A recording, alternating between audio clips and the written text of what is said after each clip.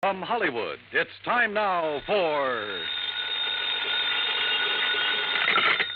Johnny Dollar. Lud Barlow, Johnny. I'm on a spot. What's the matter? The Templeton house in Boston was knocked over sometime during the night. We have a $100,000 loss on our hands. Can you go over there right away? Well, I'll see what the plane situation is, Lud. And Never mind the plane situation. Just pack up and get out to the airport. I'll meet you at Hangar 12. What? I'm chartering a plane for you.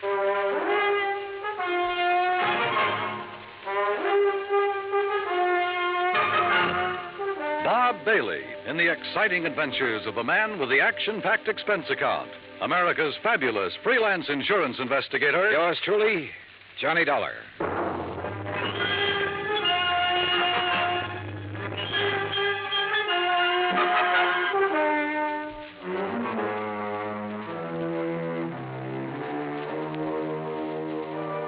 Expense account submitted by Special Investigator Johnny Dollar to the Mideastern Indemnity Corporation, Home Office, Hartford, Connecticut.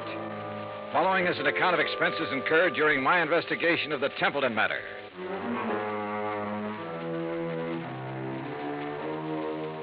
Expense account item 1, $5 even, cab fare from my apartment to Hangar 12 at the airport. A twin-engine Bonanza had been rolled out and a fueling truck was pulled up alongside. A man in a sheepskin seemed to be supervising things. The man who seemed to be supervising him was Lud Barlow. When he saw me, he waved his briefcase. Hey, Johnny. Hi. Why, you all set? Well, I'm here. That's what you mean, Lud. That all your luggage? Yeah, this is it. This is Tommy Clark, Johnny, your pilot. How are you? Hi, Tom. I'll stow this gear for you. Oh, thanks. The faster we move on this, the better off we are. You know that. I know. This is the blanket policy. This is the itemized list. This is the itemized list broken down. You'll have to check the itemized against the sales. Your authorization procedure. And a description of stock records, including shipments received by Templeton House up to and including the first day of last week. Okay? Swell.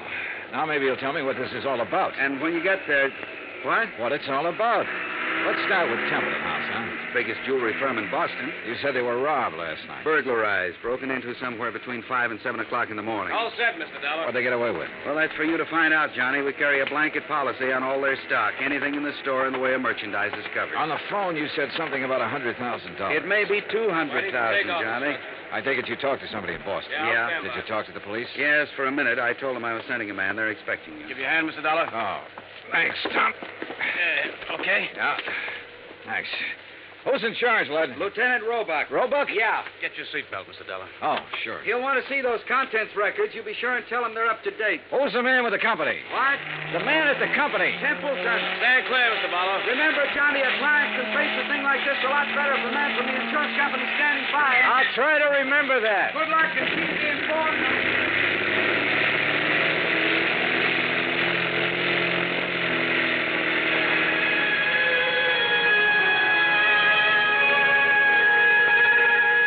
By the time we arrived at the Boston airport, I'd read over the policy and had a fair idea of the coverage involved.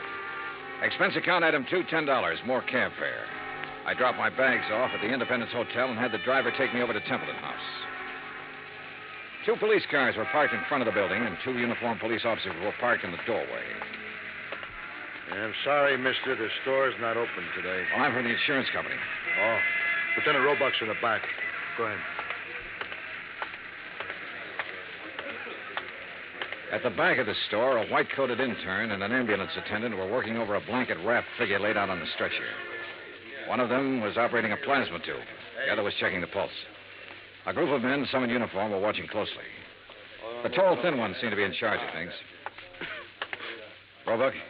Yeah. Johnny Dollar, Mideastern Indemnity. Oh, didn't take you long. This, Sergeant Younger, Sergeant Toohey. This is Mr. Dollar from the insurance company. Hi, man. What's this? Oh, this man was a special patrolman working the area. He must have walked right into the middle of it and got himself shot. They've been giving him transfusions ever since they found him. Uh-huh. Said anything yet? He hasn't been conscious. Doc, how about it? We can't do any more here, Lieutenant. We'll have to risk a trip to the hospital and try to operate. Okay, boys, load up. Doc, this is Mr. Dollar, insurance company. How are you, Doctor? Okay. Doc, we're going to want to talk to him the minute he comes around. I'm not going to promise you anything, Lieutenant. Well, see you. All right. Yeah, Mr. Dollar, you didn't waste much time. I brought a contents list that might help you, Lieutenant. Good. The best help we're going to get is from that patrolman. Come on, I'll show you around.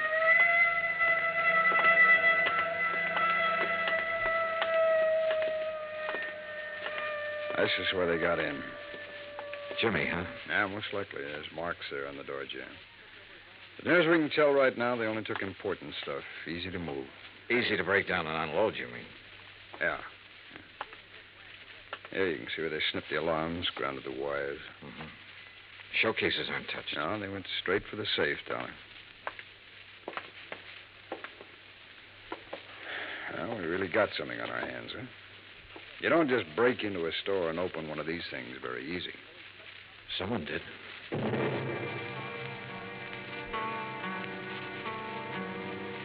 The neighborhood was canvassed for possible witnesses. I spent the rest of the morning with Dorian Templeton, the owner of the company. By noon, we had taken an inventory of the missing stock and drawn up a tentative list. As far as I know, that about does it, Mr. Dollar. So what's the next step?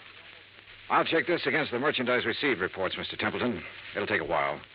As soon as I have that finished, you can check it over again and file a formal claim. And then? The company will reimburse you in cash. Well, what are the chances for recovery in a case like this? Well, I could quote the actuaries, Mr. Templeton, but I won't. Why not? Whoever broke in here last night knew what they were about. They opened your vault the way you'd open your front door.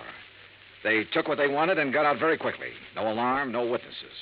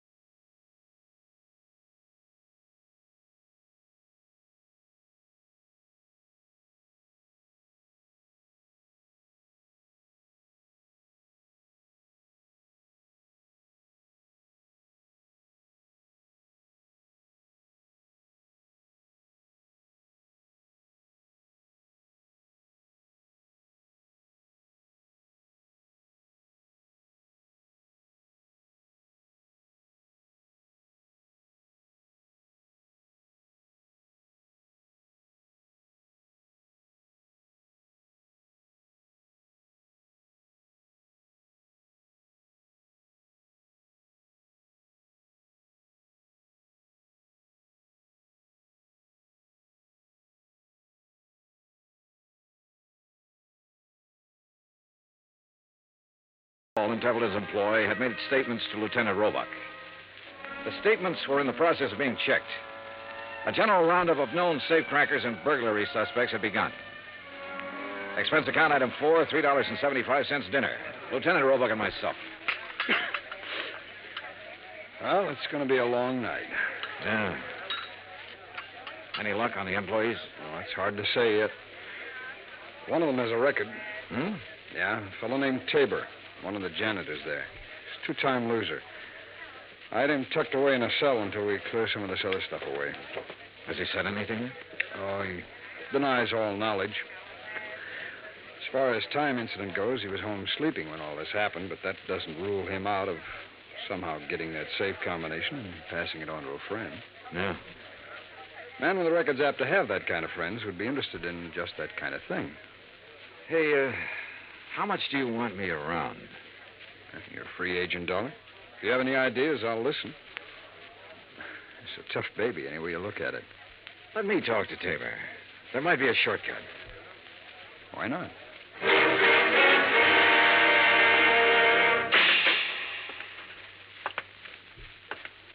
Well, John Tabor? that's right. Who are you? Johnny Dollar. I'd like to talk to you a minute. Okay, talk. You might be in a lot of trouble, Tabor. That'd be too bad. They tell me you're a two-time loser. If you don't believe what they tell you, you just go look it up for yourself. It's right down there in the books. How did you get that job at Templeton's? I asked for it. They know about your record? No. You keep it from them? I didn't broadcast it, would you? No. Okay, what other dumb questions have you got? Do you have any ideas about this job? I've got a lot of ideas. Do you know anything about it? No. Need anything? What? Cigarettes, anything? I'm all set. Okay. My company faces a big loss in this case. We'd like to avoid that loss. There's a standard offer I'm authorized to make in some instances. I'm going to make it to you.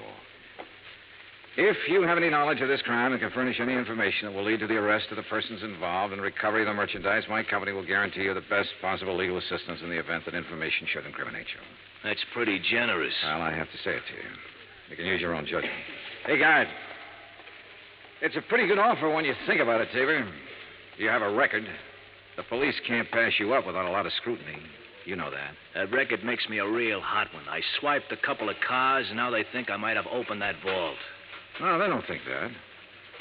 But they have to find out if you might have contact with somebody who did open it. I don't know anything about it. In that case, you'll be released. Oh, sure. Sure, I'll be released when every cop in town had a go at me twice. I'll be released when the guys who did the job walk into the station and say we didn't mean it, we want to give it back. They've always got to have somebody to throw to the newspapers. Maybe. You know it and I know it. Nothing better than to throw some old ex-con in a can and hold him for questioning.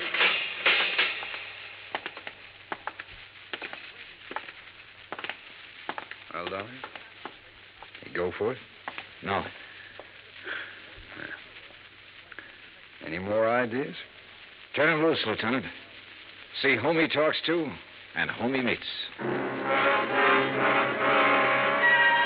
John Tabor was released without bail, and a 24-hour watch was put on his residence. By 10 o'clock the next morning, the police had located 3 witnesses to the shots that had killed the special patrolman. However, none of them had seen the burglars or the car that was used.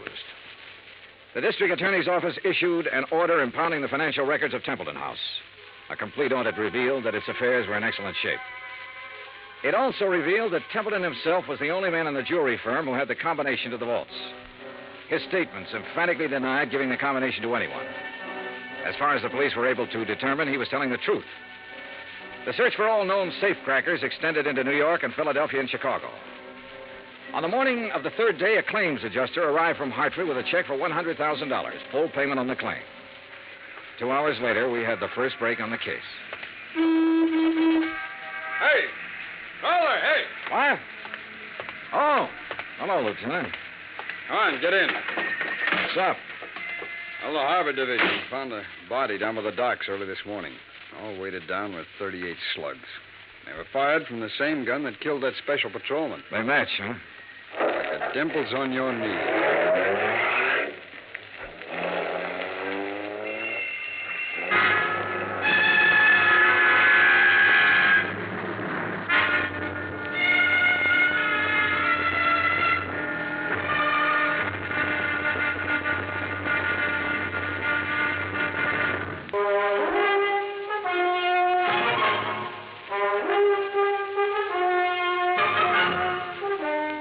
I spent the rest of the day with Lieutenant Roebuck at the morgue. The body that had been found in the harbor was a man about 35 to 40 years old, slim build, dark hair. The labels had been cut out of his clothes and the laundry marks torn off. His fingerprints didn't check with anything in the local files. Roebuck put them on the wire to Washington and requested an urgent identification. Johnny Dollar. Blood Barlow, Johnny. What's this in the paper? Well, the special patrolman and the unidentified man were killed by the same gun. As soon as we get an identification, we can go to work. How about that ex-con that turned up working at Templeton's? Tabor? Well, they're still watching him. He might have been the case man. So far, it's just an idea. I'd like a recovery on this one, Johnny. So would I. What do you think is possible? Well, 2 days ago, I would have said no. Today, things look better. For one thing, none of the merchandise has shown up on the market. For another thing, there has to be some kind of connection with this unidentified man. I just read your report on Templeton himself. He's out of the question as a suspect? So far, yeah. He's the only one who had the combination to the safe. There's no apparent motive for him to rob himself. But he's the only one Don't who start had... yelling at me, Lud. I know what you're thinking. Find a motive. Well, give us time, boy. Give us time on everything. Lud? Oh, I guess I hate to pay off big claims. You may get it back. Keep your pants on. Expense account item 5, $50 deposit for rented car. That afternoon, I drove from Boston to Creeksdale, the home of the Grantland Safe Company, where I met a man who looked as formidable as the product he manufactured. I am Grantland, sir. I found him standing inside a shiny new vault, ready for shipment. Beautiful thing, eh? On its way to South America tonight. Well, I never thought of a safe exactly that way, Mr. Grant. Ah, beauty, strength. Think for a moment, sir, the treasures it will someday hold. But I bore you, sir, with my enthusiasm. Now then, you say you are here on a matter of vaults? One vault, Mr. Grantland. No. The one your company sold and installed at the Templeton house in Boston 17 years ago. Yes. Have you read about the burglary? No, sir, I have not. Templeton house? Yes. The vault was opened. Blasted? Opened. Someone had a combination. I'm bewildered, sir. Indeed I am. You'll want a thorough accounting from my organization, of course. Well, that's up to the police, Mr. Grantland. Right now, for my own information, I wonder if you could tell me who might have the combination to that vault. Well, in answer to your question, I would first have to inspect our records. Well, I brought the serial numbers. Oh, well, let me see. That's as good as... the K series. Mr. Keating set the final combination. Mr. Keating? Yes, my chief engineer for years. And who else? Myself, sir. I'd have a record of the combination in my own file. And who are those available to? Myself, sir. I keep them in my own vault. I see. Anyone else? No one here. The people in proper authority at Templeton. I'd like to meet Mr. Keating if I could. Impossible, Mr. Dollar. Why? Mr. Keating has been dead these 6 years.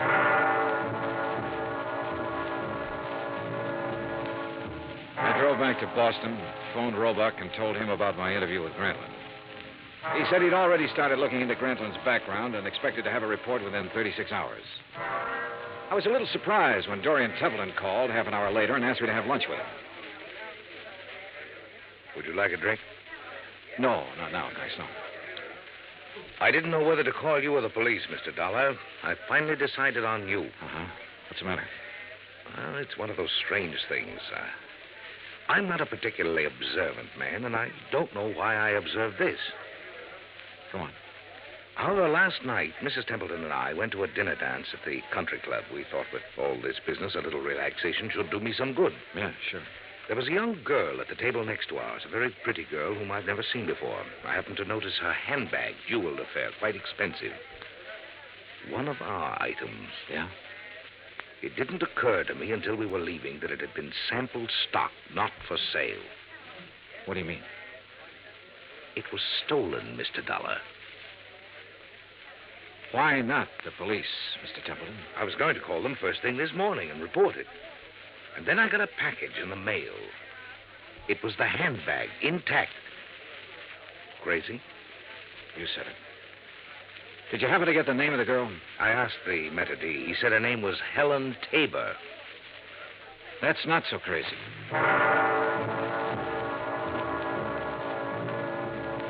Expense account item 6, 10 cents, one phone call. To Lieutenant Roebuck to see if John Tabor was still being watched. Roebuck said that 2 men were on duty watching his house at all times. I saw them when I drove up an hour later. They were parked across the street.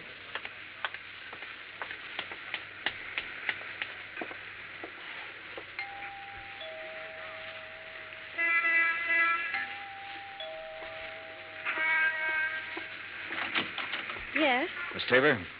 Yes, who are you? Johnny Dollar, is your father in?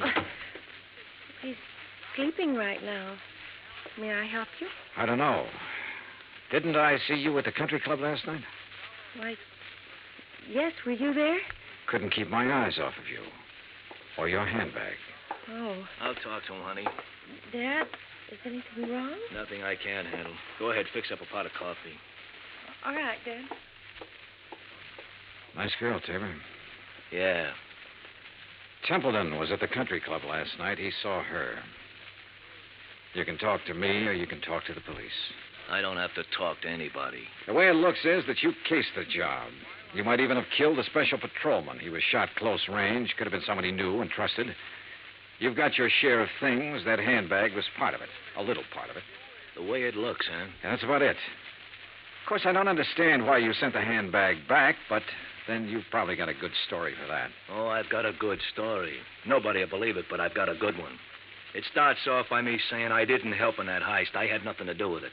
I didn't case the place for anybody. I didn't even know it was coming off. Let's get to the handbag, huh? I took that 2 days ago. I borrowed it. I've been borrowing stuff right along whenever my kid needed anything. I always come back in good shape. I told her they let me do it. She don't know anything. Borrowed, huh? That's kind of a strange philosophy. I don't even know how to spell the word.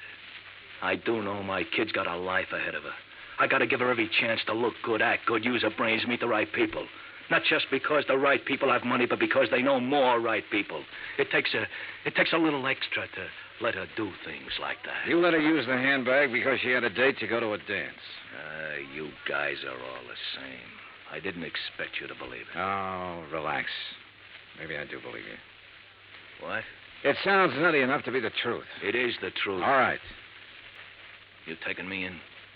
I'm going to tell Roebuck about this. He'll probably want to talk to you. He can check it better than I can. No, I haven't any authority to take you in. I wouldn't take you in anyhow. I'm interested in guys who walk into vaults. See you around. Hey, wait a minute. What?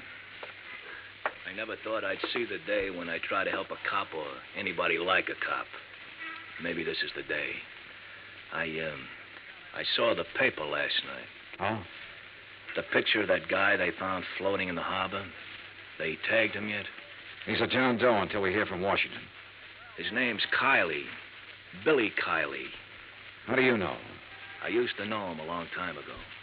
Billy Kiley. Yeah, from Philadelphia. Thanks. A check with the Philadelphia police and a comparison of fingerprints identified the man as William H. Kiley. His Boston address was on Parker Street. I drove out there with Lieutenant Roebuck. It was an ordinary, undistinguished apartment house. No one answered at apartment 12A, so we let ourselves in. The room had nothing to offer in the way of evidence. Well, did you find anything? No. Well, I'll have some men come out here and give it a good going over. Well, maybe the manager or the tennis says something that'll help us. Come on, let's go. Yeah. Now, be careful, Dollar. Yeah. Yeah. Tim? Yeah. This is Tim. Any trouble there? A little. Say that again. A little. I don't know who you are, but I know you're not Tim. Oh, it sounds like we're getting something. Here, let me have the phone. I'll see if I can trace him. Don't bother. I know where we can find him. What? I'd recognize his voice anywhere.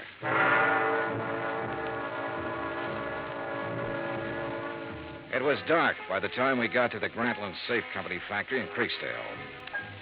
There was a single work light spreading a sickly yellow glow over the main floor loading platform. We were expected. It went off somewhere in the darkness of the building. You okay? Yeah, I'm okay. All right, let's try for that stair railing. Right.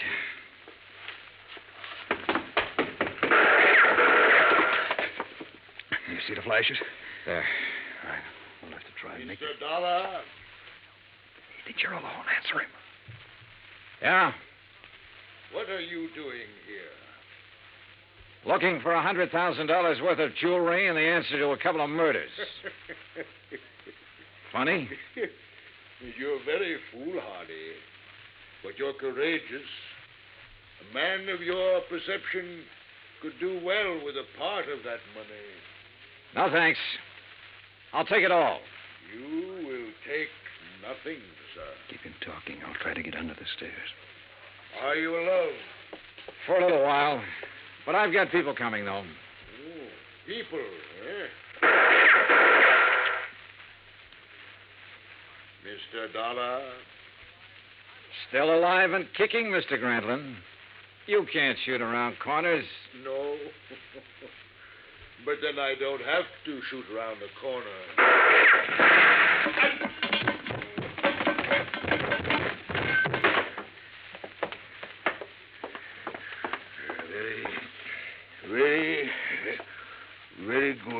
Very good shooting, sir. Grantland, I want a statement. No statement. No statement. He was dead before the ambulance arrived, and there was no statement. There was never a statement. As nearly as it could be pieced together, Grantlin himself opened the vaults at Templeton House. William Kiley and possibly a man named Tim helped him. Kiley, of course, was killed for his efforts. Tim never appeared, was never identified.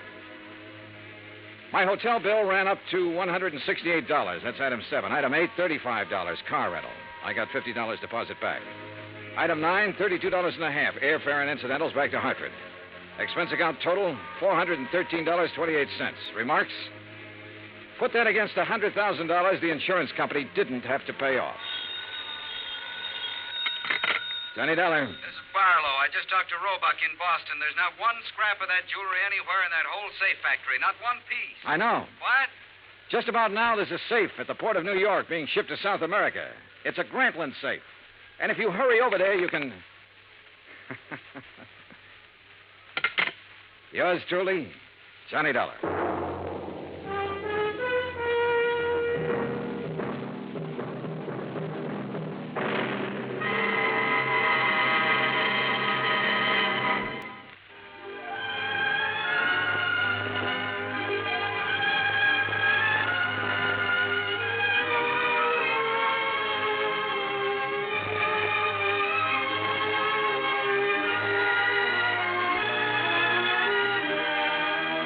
Johnny Dollar has come to you through the worldwide facilities of the United States Armed Forces Radio and Television Service.